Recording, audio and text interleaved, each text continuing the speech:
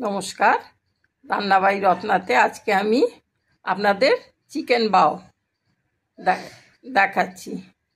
এটা ওই মোমো যেমন করে সেরকমই, ভেতরে মশলা কিমার মশলা টশলা খুব ভালো করে মেখে ভেজে তারপর পুর করে লুচির মতন বেলে নিয়ে আর এইভাবে করে স্টিম করে দিয়েছি। তো এটা আজকে আমি এইভাবে দেখালাম। আমি অন্যদিন একদম পুরোভাবে করে আপনাদের দেখাবো।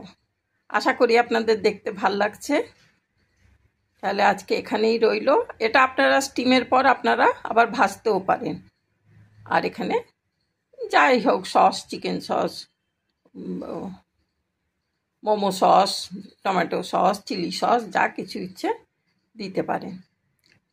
তাহলে ঠিক আছে, আজকে এখানেই রাখি। Thank you for watching.